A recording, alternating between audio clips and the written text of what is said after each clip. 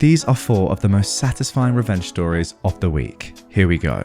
A man harassed me, and I got his retirement benefits taken away. So this took place over 3 years, give or take some. I, a 29-year-old woman, left the military and picked up a contracting job in the same field. While I was starting my new career, I was also leaving an unhappy and abusive marriage. My ex-husband, a 29-year-old, was a store manager at a GameStop, and when asked if he gave military discount, he would give military discount and ask if people knew me on base and what I was up to. A man we will call Bubble Base, around 35 years old, actually worked for me, and the two of them bonded over their mutual hate for women. Bubble Base would refer to me as a whore and slut at work, and even went so far as to attempt to get my home address to give to my ex. I reported the incidents through proper channels and had to get a new apartment, but unsurprisingly, the military did nothing to Bubble Base. So I decided to keep my eyes on him and wait until he made another misstep. Over the next 3 years working with him, it was horrible. He would undermine my authority in the section by telling junior people I was stupid, being intentionally insubordinate, and publicly talking about how he was exploiting the foster care system to make money off the children he was supposed to be taking care of. About a year ago now, another girl who was 20 years old came to me and told me that Bubble Base was approaching her in a way that made her uncomfortable. When I pulled up their chat logs, Bubble Base was begging her to have sex with him, even though he was married, and she was repeatedly telling him she wasn't interested. I convinced the girl to report Bubble Base despite her hesitation. During the investigation, while I was interviewed, I spared no detail about what exactly Bubble Base was doing and saying, to include fraud, waste, and abuse of government assets and systems. I kept a literal trash list with dates and times. As things turned out, there were about 4 other women at our base that Bubble Base was sexually harassing. Bubble Base went to non-judicial punishment this week and lost everything. He had 18 years in the military and was 2 years away from a full retirement. He lost his clearance, he lost his foster children, he lost his honourable discharge. He is literally starting life over in his 30s with a discharge that shows he sexually harasses women with no benefits and 18 years of training in a job field that is only relevant if he has a clearance. Well, OP, I think I speak on behalf of absolutely everyone when I say thank you. Not only for helping the women involved in this story, but probably countless others as well, the kids that this dude were looking after, but also just for ruining his life, because ultimately, that is what he deserved. Want to have your cake and eat it too? Two-timing baby daddy gets his just desserts. For context, years ago, I, a 20-year-old woman, and the father of my first 2 children, a 26-year-old man, were going through a rough time in our relationship. He was working the night shift as a janitor in a nursing home, while I was going to college for nursing during the day. We had a 1-year-old, and I'd just given birth to our son 3 months earlier. There was a woman that he worked with that I'd gotten to know pretty well when I'd bring him his lunches. We were friends, or so I thought. He was supposed to be waxing the floors at night when no one was up and about. It just so happened that my cousin ran into him and her having drinks at a local bar on one of the nights he was supposed to be working. Cue a massive fight, we got off early, just friends, blah blah blah, won't happen again. About a month later comes the talk. We've been fighting too much. Let's keep this amicable for the kids and stay friends. Mind you, the house was mine. I paid the bills with grants and scholarships I earned through school. The car he drove was mine too. I would be nice and allow him to stay until he got something figured out. Still take my car to work. I still fed him, all that good nonsense. Then he starts being loving again, and we continue a physical relationship. I happened to be feeding our son one morning while he still sleeps, and his phone goes off. I know, don't look for it if you don't want to find it, right? Turns out he's been carrying on a relationship with that other woman the whole time he's been with me. It honestly would have been fine if that's what he wanted, if he wasn't doing the same with me at the same time. Cue revenge. I crawled back into bed with him, naked, and he snuggled up like he always does. I took pictures from his phone, nice and graphic ones. I sent them to her from his phone, along with a very nicely, in my opinion, worded message explaining everything that he'd been up to and into. Then I got dressed to the wonderful pings from his phone and continued about my day packing his things. He woke a few hours later and went for his phone first thing. I happened to come into the room as he's trying to call her, and when he turns to look at me, I can see all the blood rush from his face. He can't even mount a defense as I tell him all about the conversation me and his new girlfriend have had, along with some photos. All his things are now out on the porch, boxed up. I tell him he no longer lives in my house and to leave. He starts to blubber about where will he go, so I told him that he better call his girlfriend to come pick him up and live with her, because he sure as hell isn't using my vehicle anymore, and that sounds like his problem, and I shut the door on him. I had been with this man-child for 6 years, given my body, heart, and sanity to this man. Heck, I was even willing to still let him live there, not paying bills, eat there, and drive my car for him to be sleeping with both of us at the same time. Was it petty? Heck yeah. But it was deserved. Oh, 100% it was deserved. That's one of the worst things you can do is cheat on your partner, and I assume that neither of you two women knew what was going on. So if anything, you were helping her out by explaining the situation. Yeah, I mean, from her behalf, it's obviously not nice to hear, but at least she now knows and can move on with her life, as can you. I don't like liars. This happened over 5 years ago, and it's still one of my proudest moments. I was dating this guy, Dan, going through a custody battle with his ex-girlfriend over their toddler. We worked at the same bar with this girl named Billie Jean. Billie Jean was an old friend of Dan and had worked with him before. She also had previously worked with the mother of Dan's child, Rachel, and everyone was seemingly friends and remaining civil. Or so I thought. Billie Jean had secretly taken sides and wrote a terrible affidavit lying about Dan. Dan somehow got a copy of it. I don't remember how the court process went. As I was reading it, I kept getting more and more irate.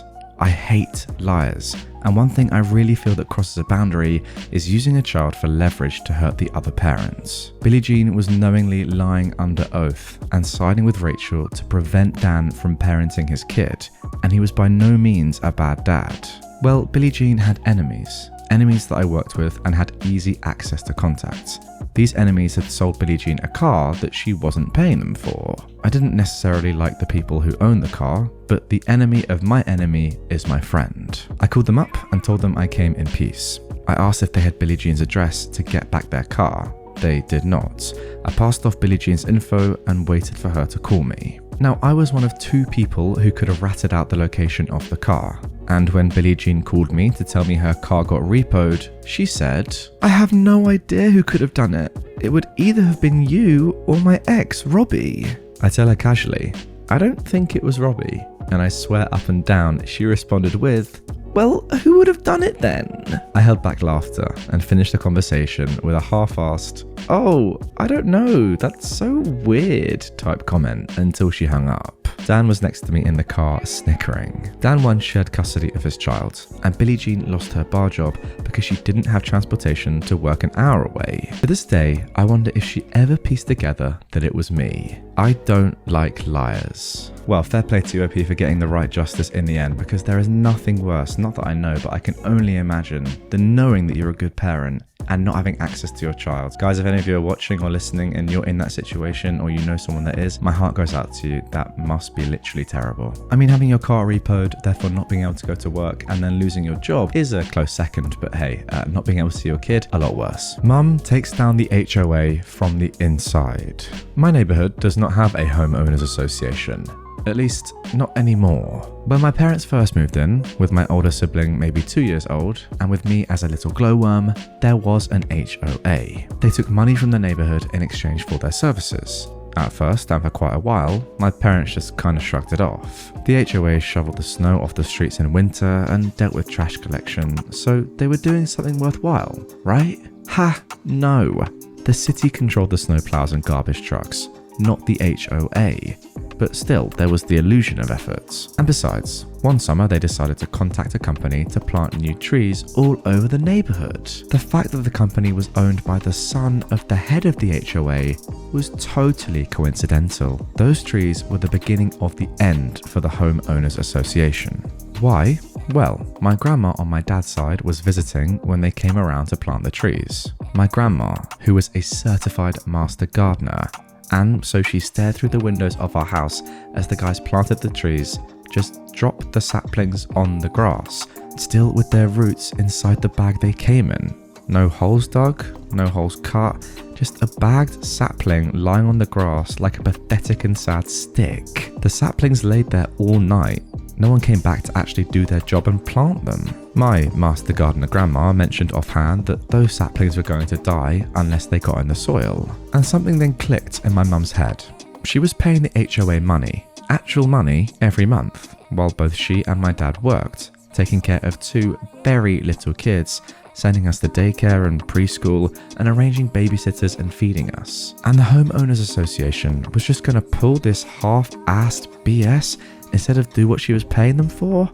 No freaking way. So she showed up to the head of the HOA's house and basically demanded that the trees get planted properly like she's apparently paying them for. The head of the HOA, so excited for someone that actually cared about the neighbourhood, then made their second mistake.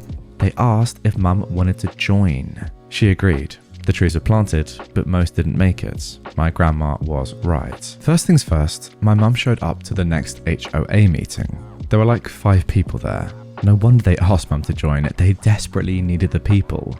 So Mum looked at this collection of white people, herself included, who weren't actually paying money to the HOA like the rest of the neighbourhood. All the contractors the HOA called in were always close relatives of other HOA members and weren't paid by the HOA.